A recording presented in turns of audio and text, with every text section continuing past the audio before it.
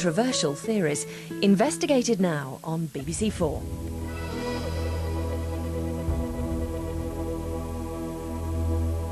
The most celebrated human being in history was a first-century Jewish revolutionary called Jesus. To his followers, he was the Son of God, with miraculous powers to walk on water, heal the sick, and even bring people back from the dead.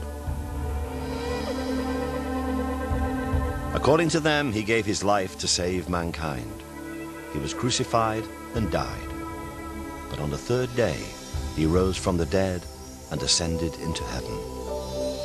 But throughout history, people have responded differently to this story.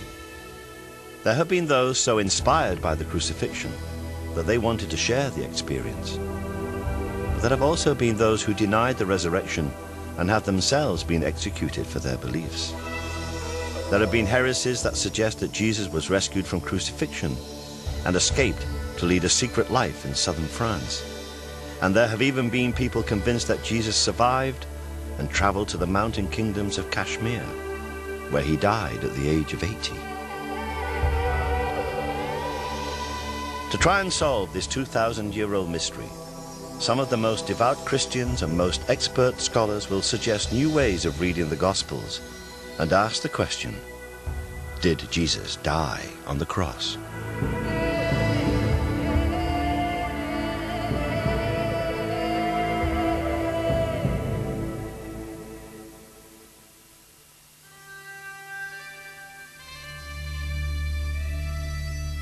Jesus Christ was executed because he was a fundamentalist Jewish agitator in a country only precariously occupied by the Roman Empire. But he inspired a religion that has spread across the whole globe. He did this partly through his teaching and through his life and death. But most of all, he became the inspiration for millions because his followers believed that he had risen from the dead. Christianity is based upon the resurrection of Christ and upon the concept of the gospel truth. To question one is to question the other. Throughout history, the Church has treated these questions as heresy and persecuted those who asked them.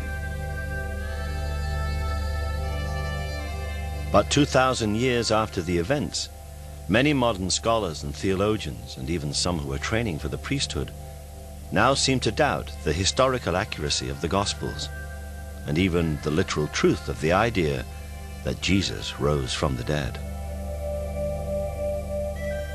Recently, I was teaching a graduate class, and 4 of the members of the graduate seminar are studying to be priests and ministers. And I asked them, do you believe this about the resurrection? And one of them, startled, said, well, no, but that's a secret.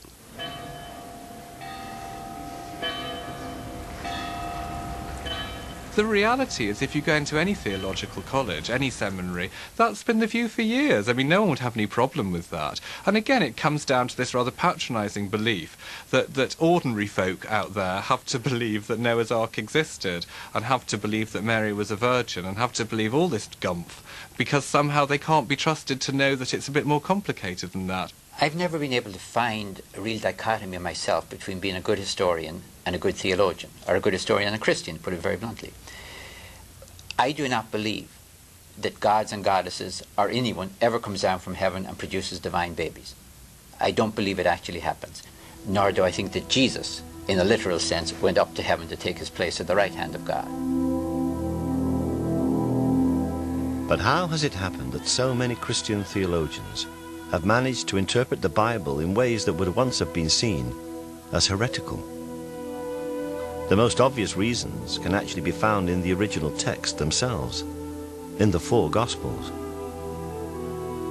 I think all the gospel stories or the gospel accounts, they're something that's handed to us from childhood, really. So as we're sitting in our primary schools, we're told that it was Matthew, Mark, Luke and John, and they were 4 apostles, and Jesus did this and Jesus did that, and we see the pictures. And to a certain extent, we're not encouraged to question beyond that. It's presented as a narrative. It's presented as a storyline that actually happened. And I think for a lot of people, their belief never goes further than that. They simply remember these stories, and that's what happened. And I think the problem is, for individuals, when you start moving beyond that and try to work out what exactly the Gospels are. Almost all we currently think we know about Jesus comes from the four Gospels: Matthew, Mark, Luke, and John. Even if they were the authors, Matthew and John were the only evangelists who were members of the 12 disciples, and therefore could have been witnesses to the events. Luke was a physician and a companion of St. Paul, and Mark was an interpreter who probably worked with St. Peter in Rome, and some say he may even have been St. Peter's son. These four Gospels were all apparently written between 40 and 100 years after the crucifixion. And the fact is that although we know them by those four names, modern biblical scholars cannot be absolutely sure who really wrote them. Originally, all these Gospels circulated anonymously. There were no names attached to them until almost 200. And the Christian theologian who came up with the idea of having a New Testament was roundly condemned as a heretic. I mean, I grew up Catholic, and we were always told not to read the Bible. It was dangerous. The priest would tell us what the Bible said.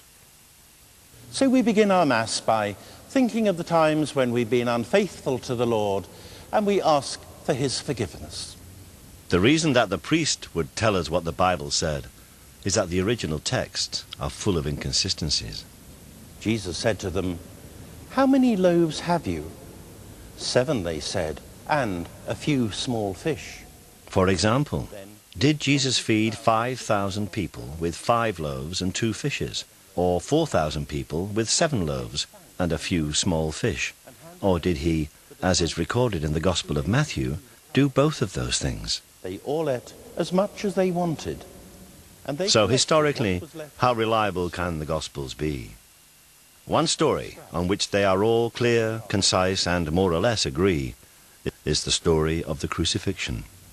This is the Gospel of the Lord.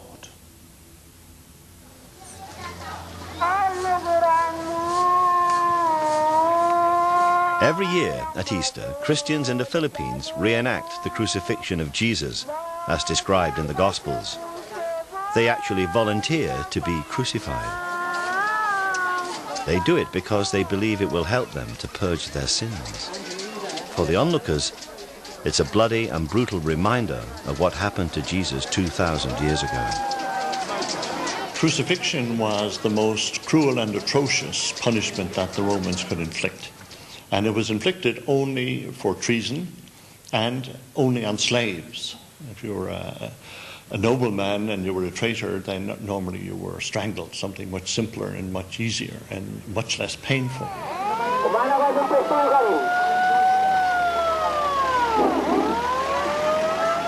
After condemnation, the cross beam, was strapped to the shoulders of the criminal, and he paraded through the streets with his arms stretched out. At the place of execution, then, nails were hammered into the hands and the feet. In the Philippines, they use real nails. They do experience the real pain that Jesus felt.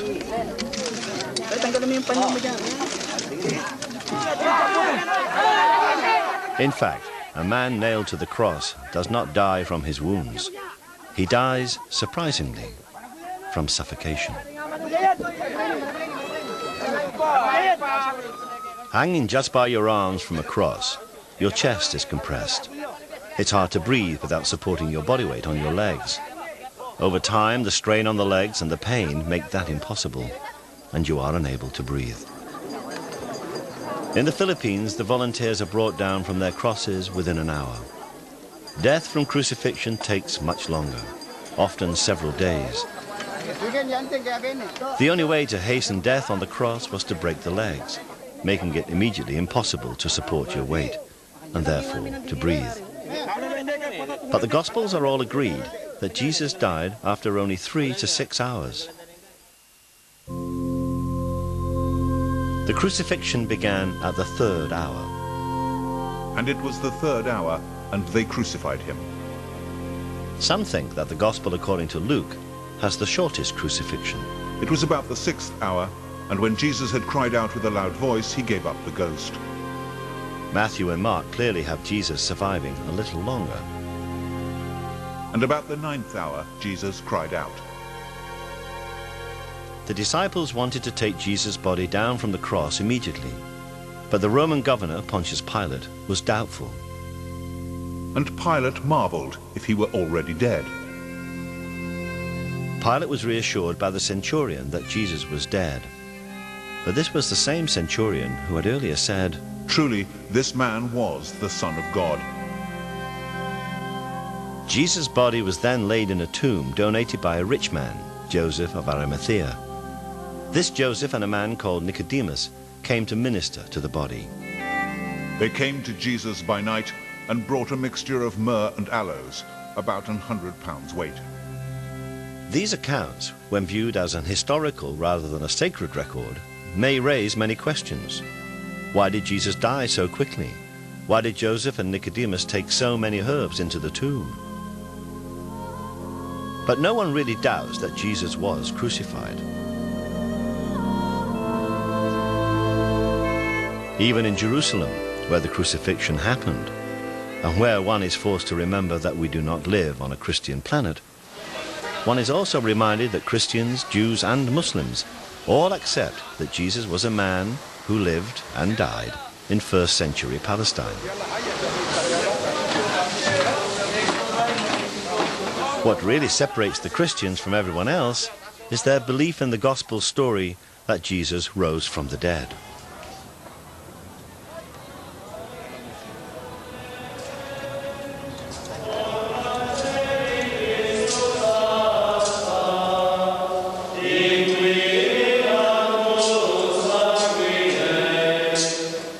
This is the Church of the Holy Sepulchre, built upon what was supposed to be the tomb in which Jesus was laid after the crucifixion.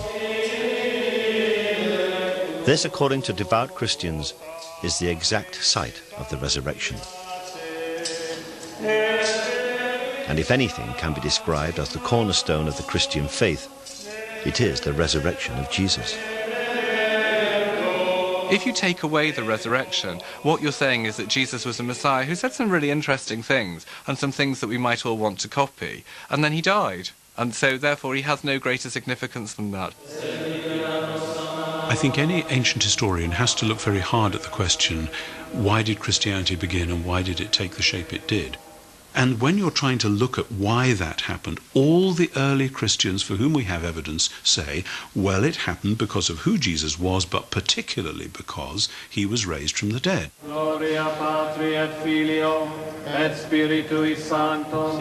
The resurrection of Jesus, as far as all the Christian churches are concerned, is absolutely fundamental to the faith.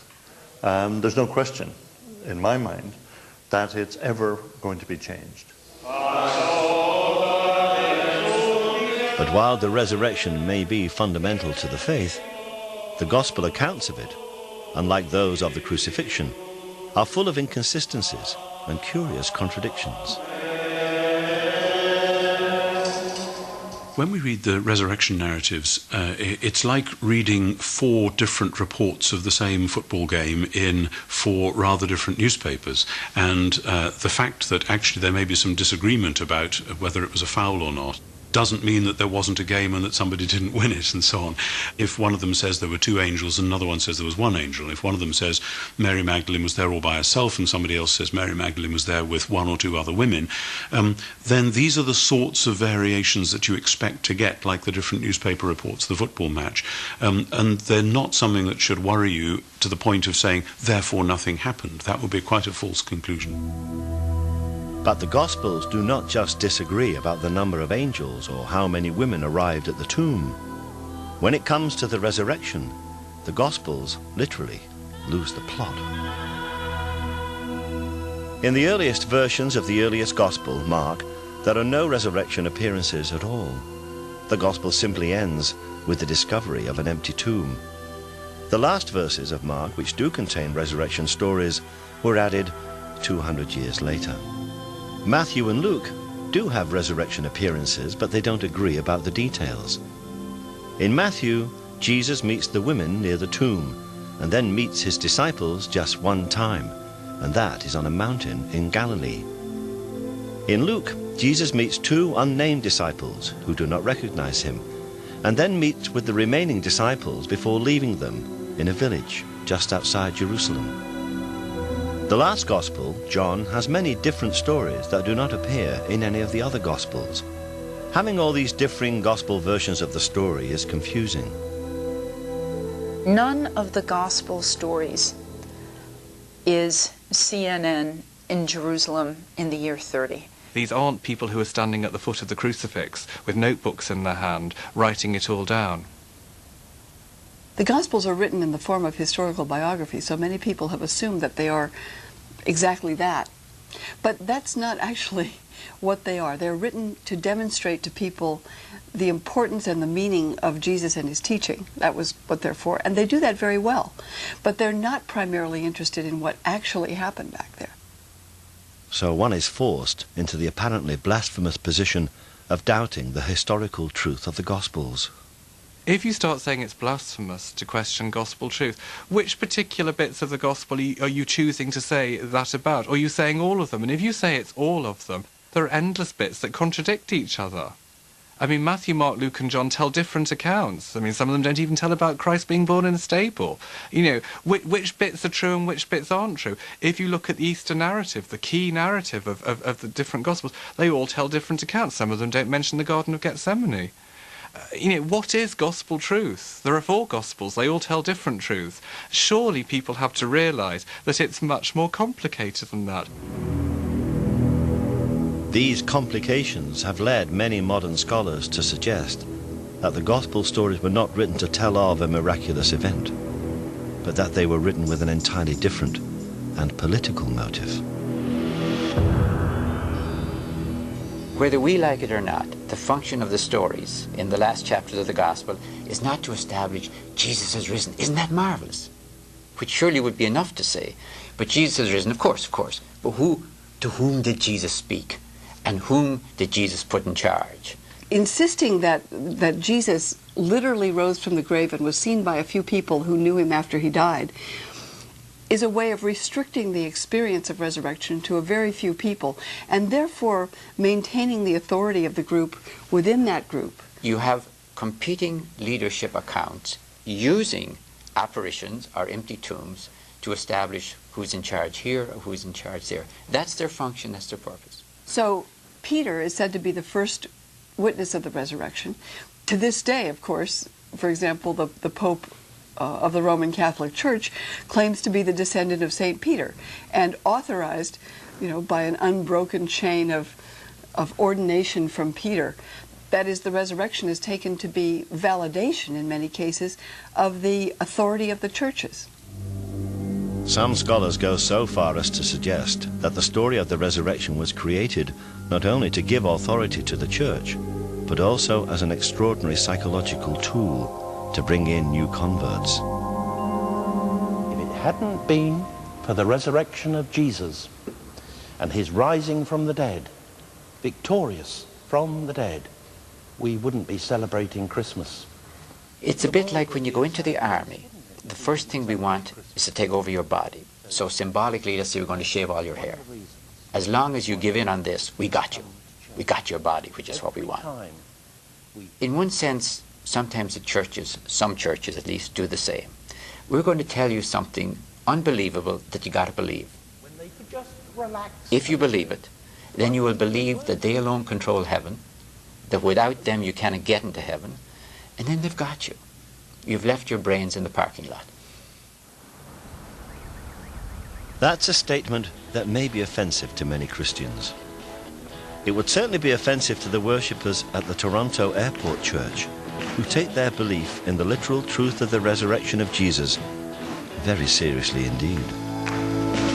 Well, I hear this singing in the streets, now Jesus is alive. All creation shouts aloud that Jesus is alive. For these Christians, the risen Christ is an active part of the church, and they believe that in 1994, Jesus blessed their church with a miraculous healing mission. In the Spirit for 1 minute. Since then, thousands of churches around the world have claimed to be touched by what has become known as the Toronto Blessing. 1 minute. Bless you, man. Oh, blessed. Okay, blessing means blessing that God has to give. The fastest growing and most active parts of the Christian church in the 21st century seem to be those which, despite all the contradictions and anomalies, fervently promote the literal truth of the gospel stories of Jesus' life, his death, and his resurrection. Blessed! And in Toronto, in a splendid new church built by contributions from the faithful, the congregation continue to celebrate their belief in the resurrected Christ. Well, be blessed. Here, on an almost weekly basis, they claim that their faith has the power, miraculously, to heal. So God's going to heal you right now? There it goes, and the neck is healed in Jesus' name. Don't you like it? I like it. Bless you, brother. Today, it seems to me that there are many people who will strongly defend the literal truth of the resurrection. Many others believe that perhaps, those who die may be alive in some way, that Jesus who died might be in some sense alive, whatever one means by that. And there are many others who take it as an image of hope, because after all, talking about the resurrection of Jesus has a great deal to do with what we think about life after death, or for that matter, our own prospects. But the problem for the church in the 21st century, in a technological and secular age, is that people find it harder and harder to believe in the literal truth of any of the miracles, let alone the miracle of the resurrection. Since the 18th century, we've lived in a climate where people have distinguished between faith and belief. So the whole effect of science on religion really has been to throw religion back, to prove what we can believe in. But week in and week out, congregations gather in Christian churches and recite together an ancient creed. From the Latin word credo, meaning I believe. We believe in one God, the Father, the Almighty. We believe in one God, the Father, the Almighty. For our sake. At the climax of the creed, all Christians affirm their belief in the resurrection. He suffered death and was buried. On the third day he rose again. In accordance with the Scriptures. He ascended into heaven and is seated at the right hand of the Father. He will come again in glory to judge the living and the dead. But whatever is said in church, many modern Christian theologians no longer consider the resurrection to be an historical fact.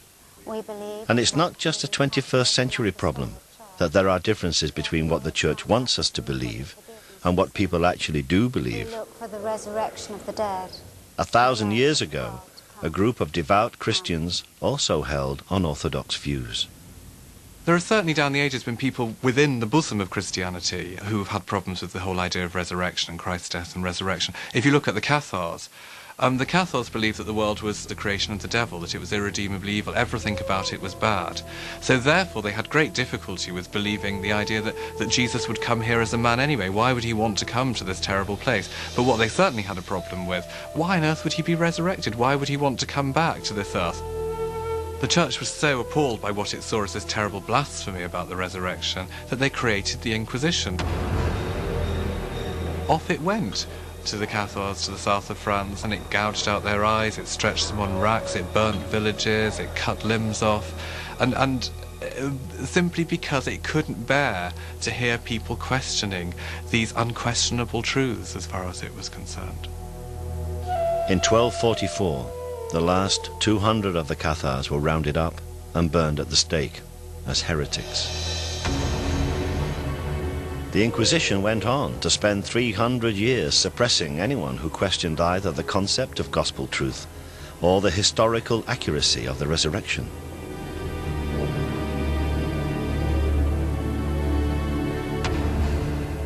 But there is one story, also set in France at about the same time as the Cathars, which tells of another Christian group who made a discovery which really did suggest that the resurrection story was not true. And what they did was to hide the evidence. In the 13th century, this whole area was a stronghold of the Knights Templar, a strict military and religious order of warrior monks. Local historian Thierry Lecomte has spent the last 12 years uncovering the history of the Knights Templar in this region. Les Templiers, ils seraient venus dans la région parce qu'il y a des traces notamment campagne, et en revenant par ici, du côté de Serres, on a des traces. En bas derrière, en bas du château de Blanchefort, il y a des ruines de Favy, qui serait une ancienne commanderie templière.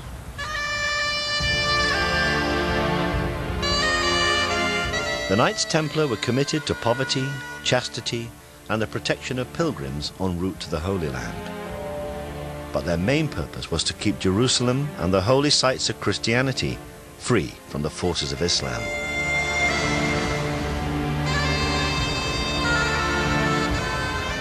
While they were in the Holy Land, the Templars built their own castles, but they buried their dead in graves they excavated near to the original Temple of Solomon. And certainly during this time, they were thought to have discovered great treasures.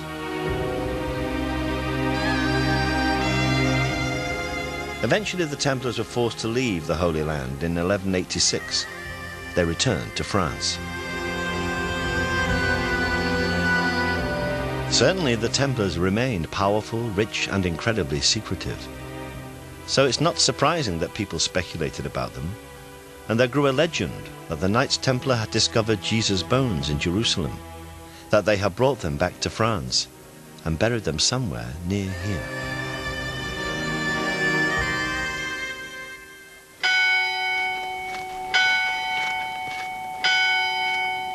In the last 200 years, the search has focused on a small church in the village of Rennes-le-Château.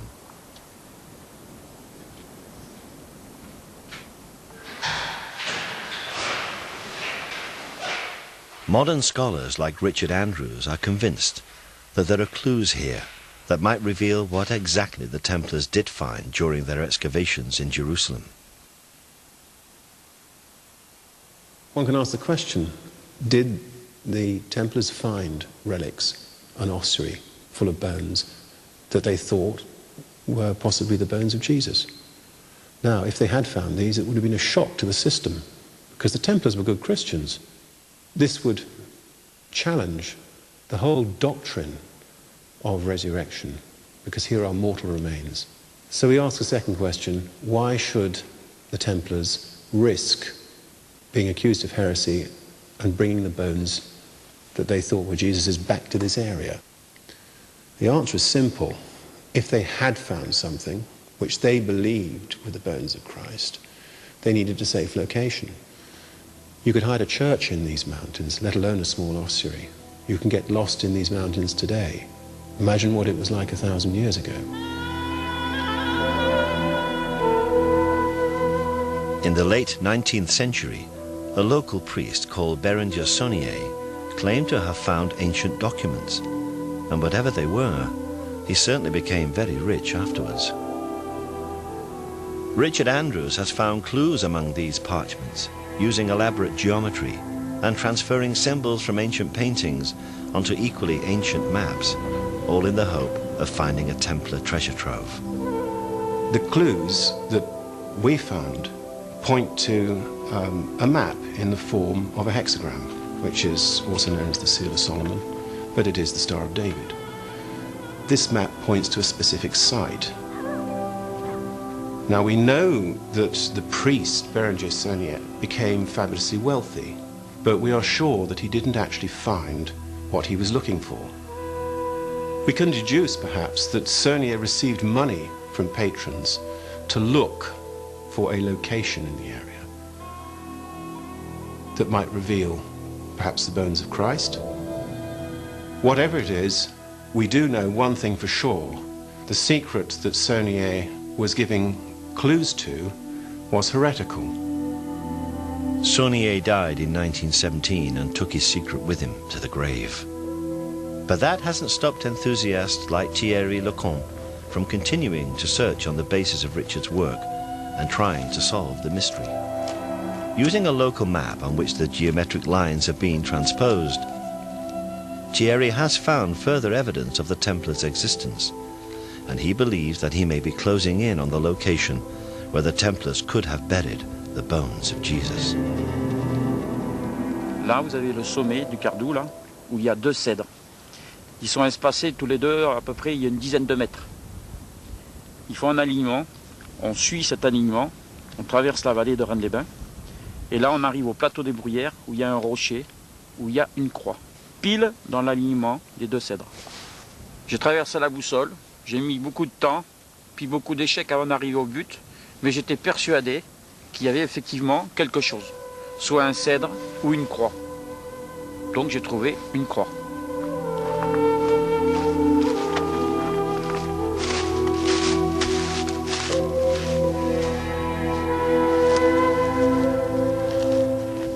Voilà cette fameuse croix. Je suis passé longtemps, pendant des années à côté, mais sans trouver le point. Elle s'est située un petit peu en retrait vis-à-vis du plateau. Et j'ai mis à peu près 12 ans pour la trouver, cette fameuse croix. Even if the Knights Templar did bring Jesus' bones in an ossuary back here from the Holy Land, it's unlikely that Richard Andrews or Thierry Lecomte would ever find them in these mountains. But there have been those who have gone back to the original and differing gospel texts and have found clues to a more credible but no less startling or heretical explanation of what might have happened to Jesus 2,000 years ago. You read the story of the empty tomb, and on Friday someone is killed, and on Sunday they're gone from the tomb, and you ask the question, what might have happened? Either God raised him from the dead, which is the traditional Christian affirmation, or the body was carried away by someone, body stolen. And those two possibilities are even talked about in the New Testament. According to Matthew, the Jews who were hostile to Jesus' followers claimed that his disciples had stolen his body out of the grave and then pretended he was resurrected. While the enemies of Christians immediately came up with conspiracy theories to explain the resurrection, the stories told by the Gospels are very down to earth. They describe how Jesus was alive again. He ate, he drank, and Thomas could touch his wounds. It's therefore perhaps not surprising that people who have always looked for natural explanations of miracles have suggested that Jesus was alive because he didn't die on the cross.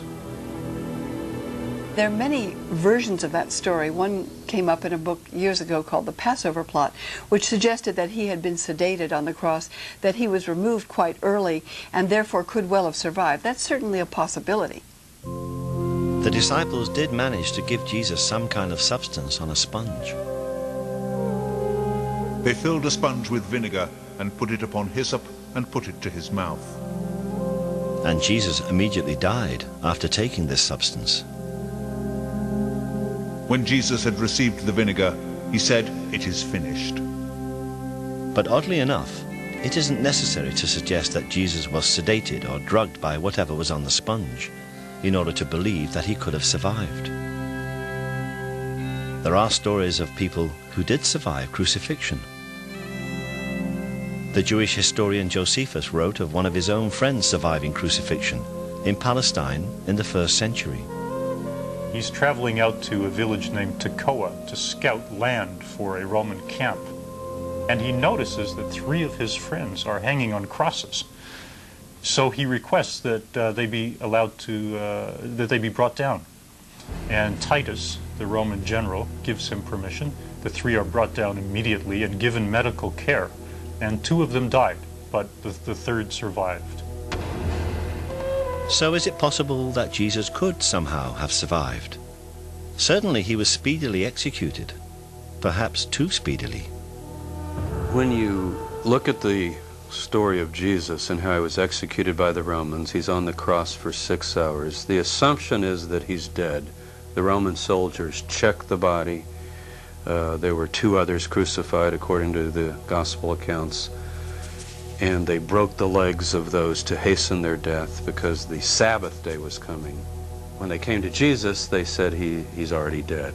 Presumably, his body's motionless, he's quit breathing. They then prepare the body and put him in a tomb. And presumably it's sealed up and he's dead for all practical purposes. The question, though, is he clinically dead? The question of clinical death is certainly raised by the fact that the herbs Joseph of Arimathea took into the tomb with the body of Jesus were aloes. These are healing, not embalming herbs. So could it be that Jesus was resuscitated in the tomb?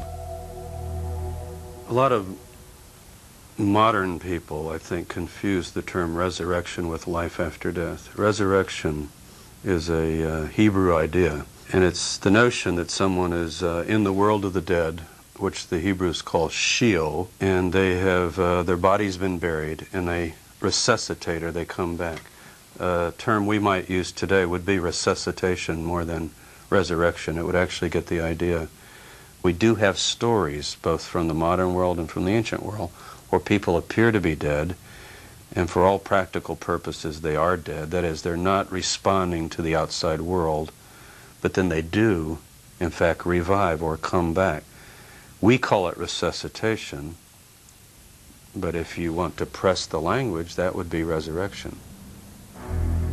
Whatever actually happened, the different gospel stories do all agree that the disciples saw Jesus as if he were alive. But if Jesus survived, it doesn't necessarily mean that the resurrection was a hoax or a deliberate falsehood. At the end of the 19th century, the English writer Samuel Butler, in his book on the resurrection, came up with the theory that if Jesus had collapsed in a shock-induced coma on the cross and then recovered, he and the disciples would actually have believed his recovery was a miraculous resurrection. That still has great credibility if you see it in the light, for instance, of more contemporary developments. Look at the near-death experience in the United States. Something like 13 million people in the United States say they've had near-death experiences. They've seen this white light. They believe it to be some form of miracle. So the idea that in the first century, when they had none of this scientific insight and they had none of these hospitals or whatever to save them, that people thought it, actually makes a lot of sense. Doesn't make them fraudsters or shysters. It actually makes them genuine people who thought they'd witnessed a miracle. Whatever the circumstances, if Jesus was alive, then he and his disciples face a serious problem. If Jesus was placed in the tomb and somehow was revived, he himself would certainly think that was an act of the grace of God. I came right to the bars of death and was brought back. But now there's a practical problem. It's a political problem, actually. Romans basically do one thing to messiahs. They crucify them. It is clear that either through resurrection or resuscitation, Jesus did survive the crucifixion. But he faces a problem. He's a condemned man. The Bible is said to solve this problem with a miracle called the Ascension. Jesus is taken bodily into heaven. But the original texts are even more confused when it comes to the Ascension than they were about the resurrection. The Ascension does not actually appear in the original form of any of the Gospels. The Ascension references in Mark are among the verses which, as we have seen, were added 200 years after the events. There is one line in Luke which reads, "and was carried up into heaven." But again, this doesn't appear in all Bibles. It was in fact inserted simply because the Ascension is referred to in a later book of the Bible, the Acts of the Apostles, and it's always been assumed that Luke was the author of Acts. There's no Ascension in Matthew, and John's Gospel ends with the enigmatic words, "And there are also many other things which Jesus did, the which, if they should be written every one, I suppose that even the world itself could not contain the books that would be written." So what were the many other things that Jesus did? One of the stories that emerges from this question depends upon another heretical idea, that Jesus' relationship with Mary Magdalene was a very special one, perhaps even a sexual one.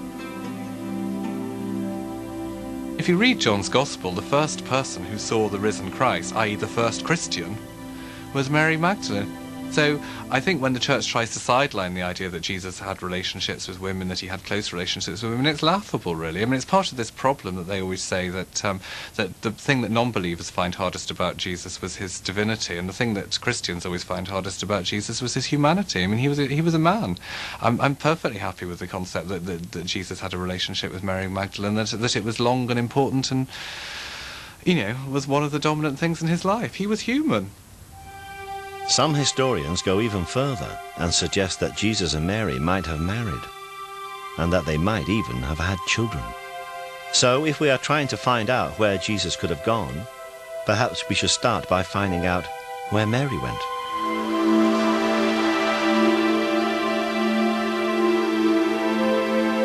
There is a tradition that some years after the crucifixion, Mary Magdalene came to the Camargue region of the south of France. Here she lived and died, and the Basilica Sainte-Marie-Madeleine is a shrine to her memory. This was the center of what became known as the Cult of the Magdalene. The cult of the Magdalene was very powerful in France up until the Middle Ages. The faithful wanted to believe in a mother figure, and the church were very anxious that they should not believe in Mary Magdalene as having been a mother figure for obvious reasons, which were that she might have been the spouse of Christ, that she might have had his child, that she might have produced a bloodline. The local legends describe how Mary Magdalene came here with her brother Lazarus and her sister Martha and a few companions. Perhaps then, if the relationship between Jesus and Mary was as close as some sources suggest, one of those companions, traveling incognito for fear of arrest by the Romans, was Jesus himself. Jesus could have taken ship at Caesarea or one of the smaller ports up the Syrian coast, and he could have left for another life. And he could well have arrived, as a lot of people believe, in this part of France and begun a new life. He could even have brought his family with him. So these stories could have a historical foundation. After her death, Mary Magdalene's relics were placed in a sarcophagus and then hidden. It wasn't until 1279 that they were rediscovered. This basilica was built for their safekeeping, and sealed within the crypt, in the center of the church, is what is claimed to be the skull of Mary Magdalene. The idea that Jesus went to the south of France may seem far-fetched. After all, if any of the stories were true, it's hard to believe that the original writers of the Gospels could have completely eradicated all the evidence. If the faithful knew that Jesus was in fact still alive, surely they would have shared that knowledge, and surely they must have hoped that at some time in the future it would have been safe for Jesus to return, and evidence for that hope should be somewhere in the original text. It is. The disciples were expecting Jesus to return. They were expecting what has become known as the second coming. But this was not necessarily going to be a miraculous return. Jesus definitely went away. Whatever view of resurrection you take, resuscitation or divine miracle, in the traditional sense of belief in resurrection, he goes away. He says, I'm going away. The disciples say, can we come? He says, no. And he says, I'm going to come again. Now what's interesting about that is normally, if someone says they're going away, and they're going to come back, and you're sort of looking at your watch or your calendar wondering, okay, he said he went away, he's going to come back, you would take it in that everyday sense. The concept of a heavenly second coming with Jesus returning on the Day of Judgment was only created after it became clear that he had not returned in that everyday sense. That key Christian idea of the second coming, that Jesus having come once and died and risen from the dead will come again, is very much a distinctive Christian idea. It's Christianity borrows most of its ideas from Judaism, but this is one that it thought up on its own. If you look at the Messiah tradition in Judaism, and obviously when Jesus was around, the Jews were expecting their own Messiah. They were expecting him to come and sort everything out, and that would be an end to it. They weren't expecting him to come, half sort things out, die, go off somewhere, and then come back a bit later on. This is really, the second coming is one of the distinctive Christian ideas. But does the concept of a heavenly second coming ignore the very matter-of-fact nature of some of the references to it in the Bible? A lot of those references to Jesus coming back might in fact be taken more in an everyday sense of someone going away to accomplish certain mission and then planning to return when that mission was accomplished. But if Jesus did leave Palestine, France still doesn't seem a likely destination. It was, after all, a Roman colony. Some claim that if Jesus did survive the crucifixion, his first priority would be to escape from the jurisdiction of the Roman Empire. You just look at a map. Palestine is on the far eastern border of the Roman Empire. If you go west, you're going right into the heart of Roman territory, where we have our 15 legions stationed around the world. If you go east, you're crossing over into Parthia, and you're going towards Persia eventually, and India and Afghanistan, that direction.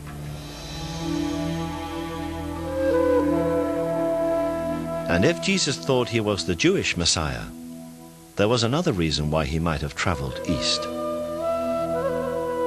People forget that the Messiah's got to do essentially two things. Everyone remembers he's got to bring world peace and justice and defeat evil. That's all the way through the prophets. When the Messiah comes, he's the Prince of Peace.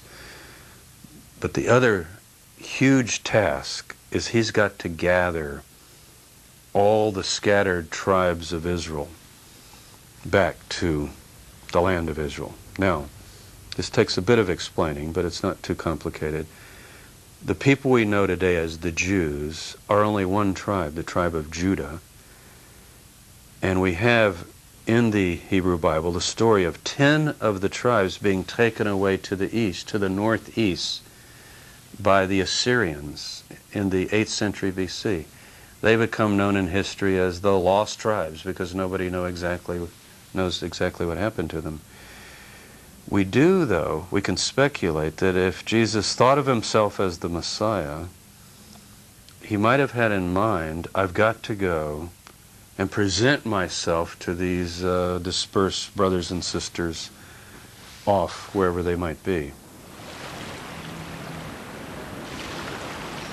The journey east from Israel in the 1st century was surprisingly easy, by land or by sea, on the Silk Route or the Spice Route. It's an accepted fact, for instance, that the disciple Thomas travelled to India and founded a church there.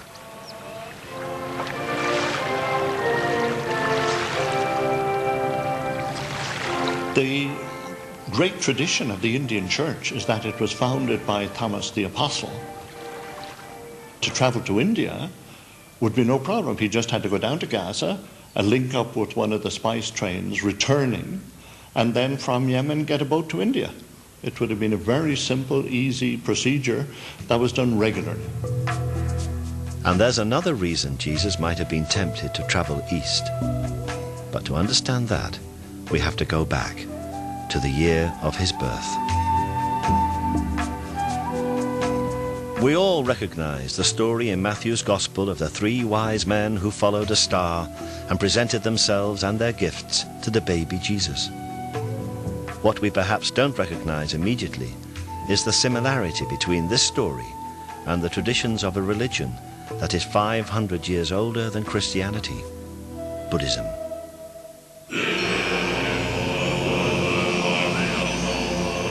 When a great Buddhist holy man or lama dies, wise men consult the stars and other omens and set off, often on extraordinarily long journeys, to find the infant who is the reincarnation of the lama. When the child is old enough, he is taken away from his parents and educated in the Buddhist faith. Could this be the origin of the story of the 3 wise men? Could Jesus have been taken to India as a child and taught to be a Buddhist? The Russian writer Nikolai Notovich, traveling in India in the 19th century, discovered an ancient manuscript in a Buddhist monastery in Tibet.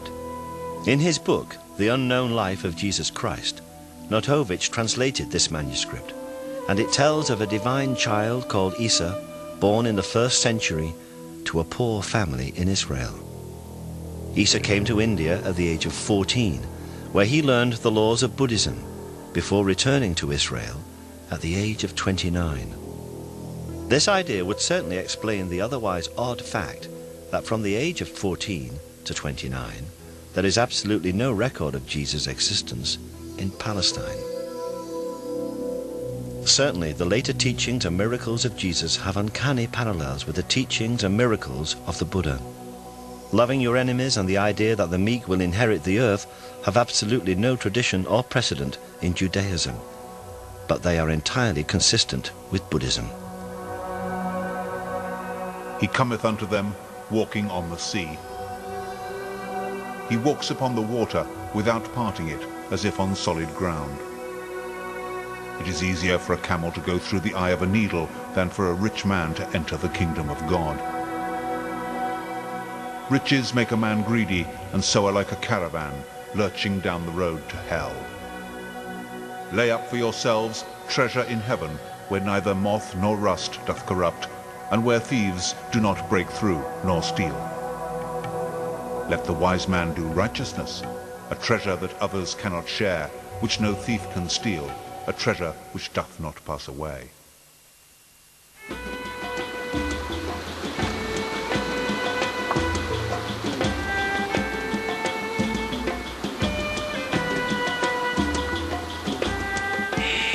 But if Jesus traveled or returned to the east, surely there would be legends, like those in the south of France, to support the idea. And of course, there are such traditions. In fact, the people here in Kashmir call their tribe Ben-e Israel and claim to be descendants of the lost tribes. And here there are stories that in the 1st century, Isa, known locally as Yusasaf, meaning leader of the healed, returned to Kashmir in his 30s. Yusasaf's ministry here can easily be seen as a continuation of the Jesus ministry.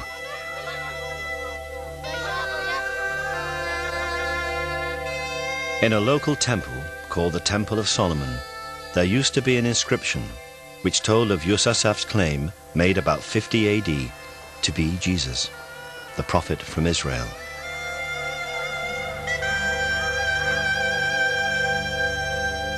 तमाम कश्मीर की तारीखों में यही लिखा है कि ये बाहर से आया है, ये प्रॉफिट था, ये पैगंबर था और इस्राइल से आया, नस्बैन से अंदर बॉर्डर में आया है और फिर यही तबलीग कर रहा है।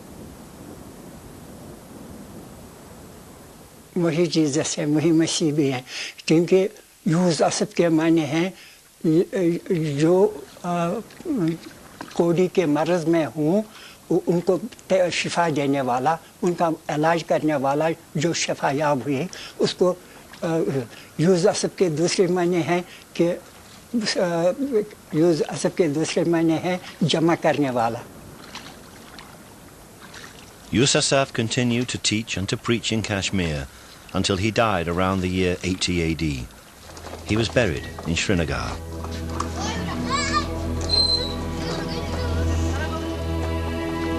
And this rather modest building is, they say, his tomb. The first shrine erected around the site was built in 112 AD. In fact, it is now a shared gravesite. In the 15th century, the Islamic holy man Syed Nazir ud-Din was also buried here. Although both the gravestones under the cloth point north-south in the Islamic tradition, the body of Yusasaf is buried beneath in a grave dug east-west in the Jewish tradition.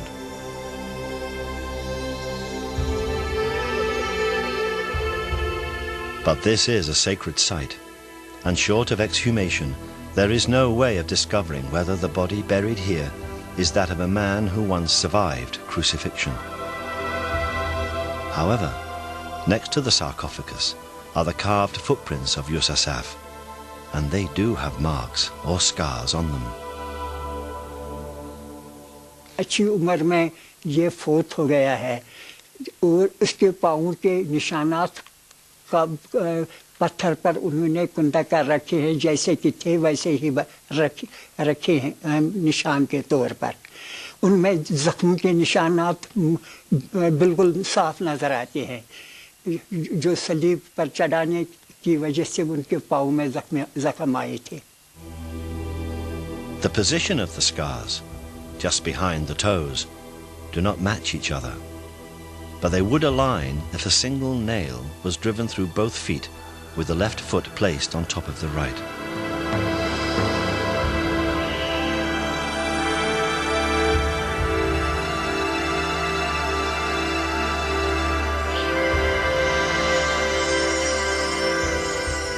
There are many who believe this to be the tomb of Jesus.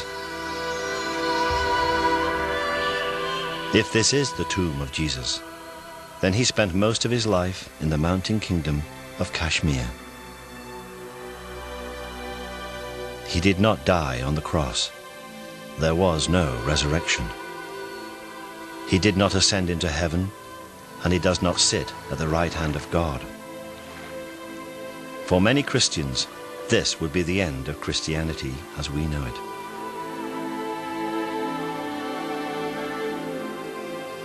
For some, the original story would still have the power to comfort us as we approach death.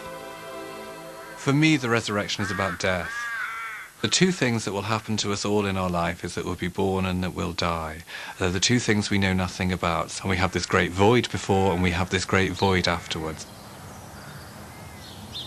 So in Jesus' resurrection at the end of the Easter story is the symbolism of our own resurrection, of our own new life. That in many ways is the great strength of Christianity, and I think to kind of get away from it, to get away from that incredibly powerful symbolism of the resurrection that touches each and every one of us because of the reality of what will happen to us, and start debating whether, you know, bones in a tomb matter or whether it actually happened, completely misses the point of Christianity. But for some theologians, the story of the resurrection is little more than a witness to the grief felt by the disciples at the loss of their leader. My own working assumption is that Jesus' followers were scattered and discouraged, as they said, and that some of them became convinced that he was actually alive. I don't know how that happened, but certainly it does happen, even today, that many people with a sudden or not sudden loss, bereavement, become convinced that the person that they thought they had lost is somehow alive. And that conviction apparently was very powerful for some of these people, and then it spread. For others, the resurrection is purely a symbol of the continuing power of Jesus, summed up in the experience of the two disciples who had not recognized the risen Jesus until he broke bread with them. And their eyes were opened, and they knew him. The person who wrote that was not trying to describe an apparition. It would be like a preacher on Easter Sunday saying Jesus is among us this morning, and you don't expect people to go looking under the seats for where is he? They understand. It's the presence of Jesus they're describing. In one sense, it's a perversion of resurrection to reduce it to a body coming out of the tomb. Do you not believe? And it's bad history, not just bad theology.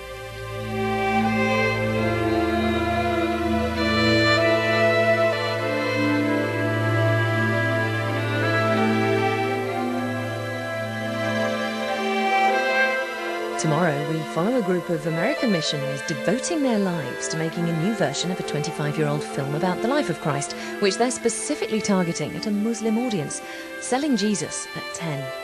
Next tonight, which is the better read, Bridget Jones or Pride and Prejudice? A battle of the books coming up.